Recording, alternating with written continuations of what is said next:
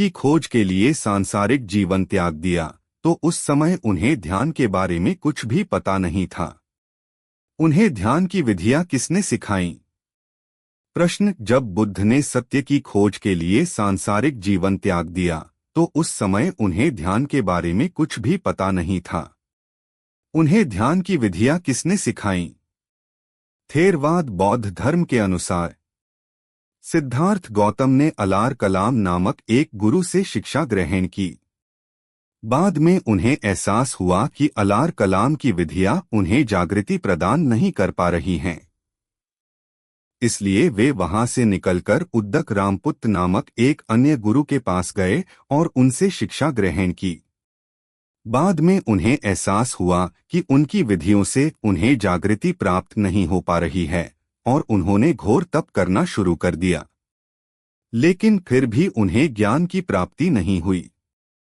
और फिर मैंने सोचा, जो भी सन्यासी या ब्राह्मण अतीत में परिश्रम के कारण पीड़ादायक, कष्टदायक, भेदी भावनाओं का अनुभव करते हैं, यही परम है, इससे परे कुछ भी नहीं है। और जो भी सन्यासी और ब्राह्मण भविष्य में परिश्रम के कारण पीड़ादायक, कष्टदायक, भेदी भावनाओं का अनुभव करेंगे, यही परम है, इससे परे कुछ भी नहीं है।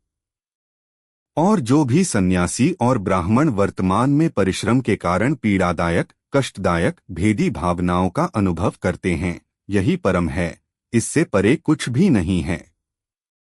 लेकिन तपस्या के इस कष्टदायक अभ्यास से मुझे कोई अलौकिक अवस्था, ज्ञान और दृष्टि में कोई श्रेष्ठता प्राप्त नहीं हुई है। क्या आत्मज्ञान का कोई और मार्ग हो सकता है?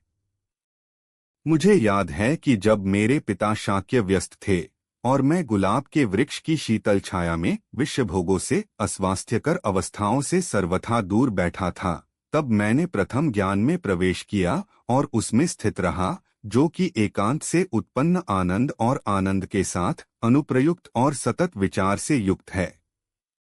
क्या यही ज्ञान का मार्ग हो सकता है? फिर उस स्मृति के आधार पर यह बोध हुआ, यही ज्ञान का मार्ग है। संदर्भ। ऐसा क्यों नहीं होता? अग्गी वेस्सान। मेरे जागरण से पहले, जब मैं अभी भी एक अप्रबुद्ध बोधिसत्व था, मेरे मन में यह विचार आया, गृहस्थ जीवन सीमित है, एक धूल भरा रास्ता है। बाहर का जीवन खुली हवा है।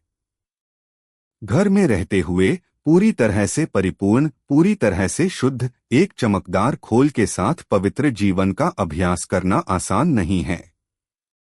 क्या होगा अगर मैं अपने बाल और दाढ़ी मुंडाकर और गेरुआ वस्त्र पहनकर गृहस्थ जीवन से बेघर हो जाऊं?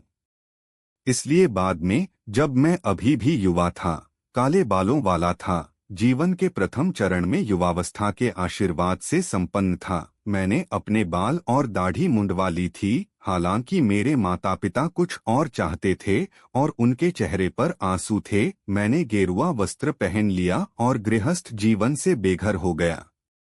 जो कुछ कुशल हो सकता है, उसकी खोज में, उत्कृष्ट शांति की अद्वितीय अवस्था की खोज में मैं अलारा कलामा के पास गया और वहां पहुंचकर मैंने उससे कहा, मित्र कलामा, मैं इस सिद्धांत और अनुशासन का अभ्यास करना चाहता हूं।